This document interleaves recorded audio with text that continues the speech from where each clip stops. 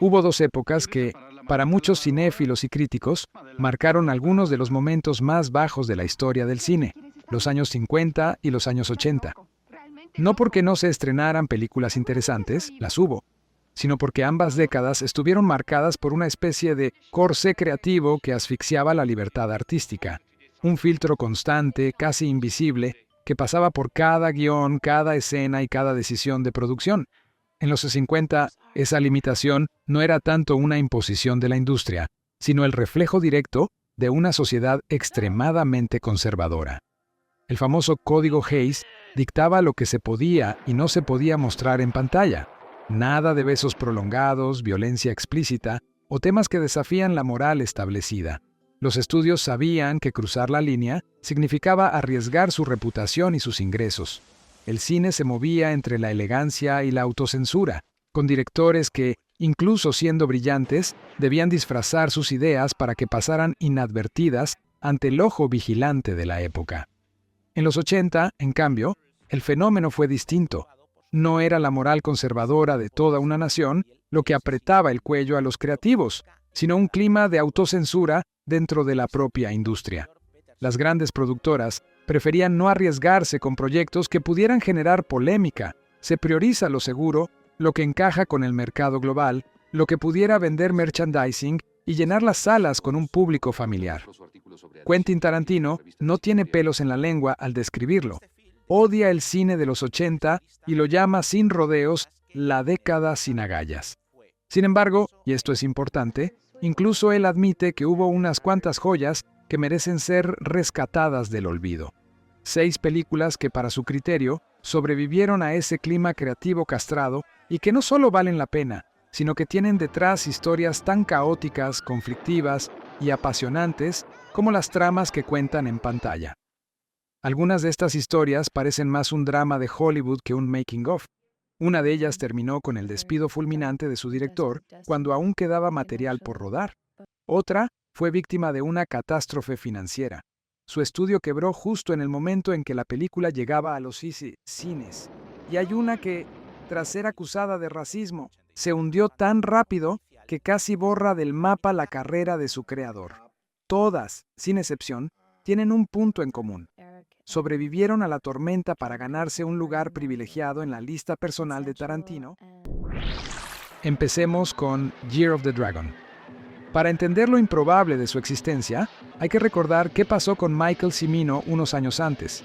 Este director había pasado de la gloria absoluta con The Deer Hunter, ganadora del Oscar a Mejor Película, a protagonizar uno de los fracasos más legendarios de Hollywood, Heaven's Gate.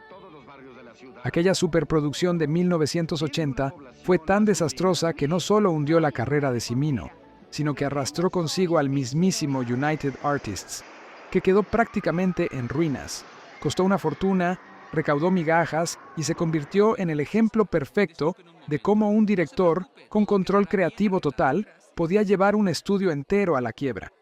Por eso, cuando en 1985 un gran estudio volvió a confiar en él y le entregó $24 millones más carta blanca para hacer lo que quisiera, la industria entera quedó boquiabierta. El resultado fue un thriller policíaco de ritmo implacable, visualmente potente y temáticamente incendiario. Mickey Rourke interpreta a un veterano de Vietnam convertido en un duro policía neoyorquino, Chinatown de la creciente actividad criminal. Frente a él, John Lone brilla como un sofisticado restaurantero que, lejos de ser un simple comerciante, es en realidad un ambicioso capo decidido a unificar y controlar la mafia china. La tensión escala de forma constante, como una olla a presión que amenaza con estallar, hasta desembocar en un tiroteo final que parece sacado de una película de John Woo. Tarantino lo ha descrito sin rodeos como el momento más letal del cine de los 80. Una secuencia en la que literalmente se te olvida respirar. Pero Year of the Dragon también pagó el precio de su audacia. Fue acusada de racismo, recibió durísimos ataques por parte de grupos asiático-estadounidenses y la crítica se cebó con ella. En taquilla, la respuesta fue fría, muy por debajo de lo esperado. Sin embargo, para Tarantino es una obra maestra oculta, una película que no teme ser incómoda y que, por eso mismo, ha resistido el paso del tiempo. La siguiente en la lista es Manhunter. Antes de que Anthony Hopkins aterrorizara al mundo como Hannibal Lecter en El silencio de los inocentes, Michael Mann ya había llevado a pantalla la primera adaptación de Red Dragon, la novela de Thomas Harris que introducía al personaje. En Manhunter, Lecter, o Lector, como se le llama aquí, es interpretado por Brian Cox, quien ofrece una versión radicalmente distinta, menos teatral, más cerebral, fría como el hielo. El filme es un despliegue de la estética más depurada de los 80, iluminación quirúrgica, encuadres calculados al milímetro y una banda sonora sintetizada que refuerza la sensación de estar en un mundo clínico y peligroso. El público de la época, sin embargo, lo ignoró casi por completo. La recaudación fue decepcionante y Manhunter quedó sepultada hasta que Tarantino la reivindicó, afirmando que la consideraba muy superior a la versión de Jonathan Demme. Lo curioso es que, antes de que Mann tomara las riendas, el proyecto estuvo a punto de ser dirigido por David Lynch. El creador de Blue Velvet y Twin Peaks llegó a involucrarse, pero acabó abandonando, diciendo que la historia era demasiado degenerada y que no quería tener eso en su vida. Mann, en cambio, venía de firmar Thief, una obra que Tarantino define como un terremoto en el cine policíaco, capaz de eclipsar a referentes como Walter Hill o John Carpenter. Aunque Manhunter fracasó en su momento, su influencia es indiscutible. Abrió el camino para un nuevo tipo de thriller sobre asesinos en serie, más estilizado, más psicológico y menos dependiente de los sustos fáciles. Para Tarantino, fue una película adelantada a su tiempo, ignorada en los 80 pero imprescindible hoy. La tercera en la lista es Breathless. Se trata de un remake de la icónica película francesa de 1960 de Jean-Luc Godard, pero aquí, reinterpretada con un toque ochentero desbordante. El protagonista es Richard Gere, en un papel poco convencional incluso para él, un delincuente impulsivo que, tras matar a un policía casi sin pensarlo, roba un coche y huye. En su camino, se cruza con una joven extranjera perdida y confundida, con la que inicia una relación tan intensa como peligrosa. Lo más llamativo no era la historia, ya conocida por el original, sino la forma en que estaba contada. Visualmente exagerada, con colores saturados, un ritmo acelerado y una estética rockabilly que casi se podía escuchar, la película permitía un erotismo descarado y sin complejos. La crítica la recibió con frialdad, acusándola de superficial y estridente. Sin embargo, para Tarantino era exactamente el tipo de película que tenía en mente cuando empezó a escribir.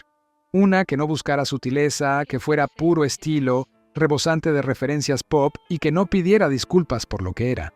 No pretendía complacer a todos, pretendía ser inolvidable para quienes se dejaran llevar por su energía. Pasamos a 8 millones de formas de morir, un caso en el que todo parecía alineado para el éxito, al menos sobre el papel. La dirección estaba a cargo de Hal Ashby, uno de los cineastas más respetados de la década de los 70, responsable de títulos como Harold and Maude y Being There. El protagonista era Jeff Bridges, en un momento clave de su carrera.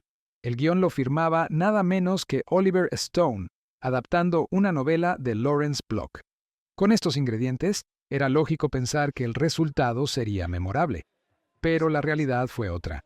Ashby atravesaba un momento personal difícil y su relación con el estudio se deterioró rápidamente.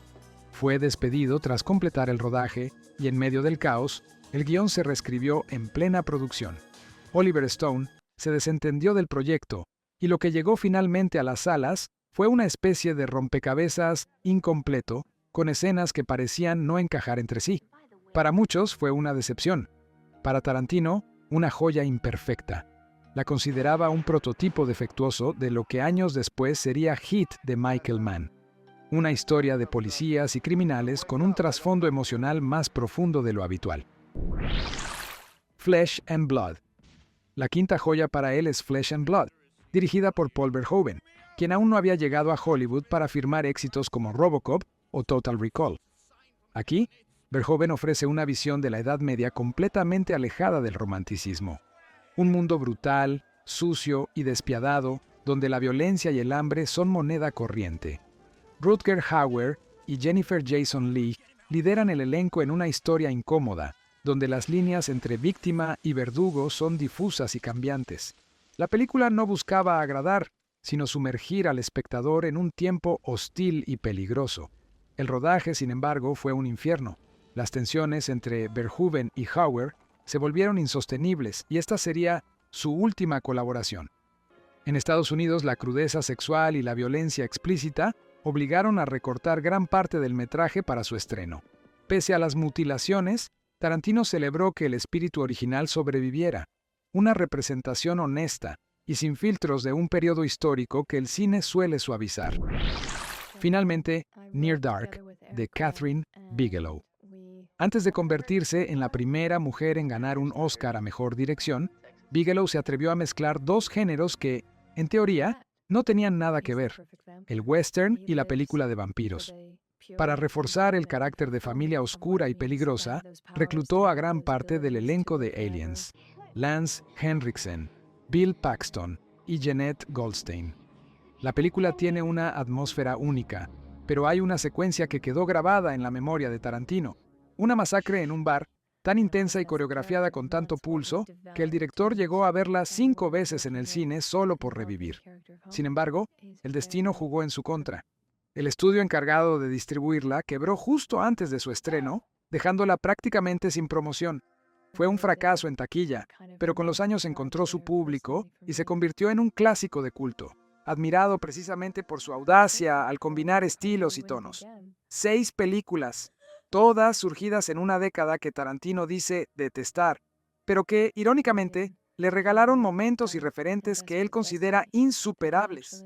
Historias imperfectas, arriesgadas y a veces maltratadas por la crítica o el público, pero que sobrevivieron gracias a su personalidad y a la pasión de quienes, como él, supieron ver más allá de sus defectos.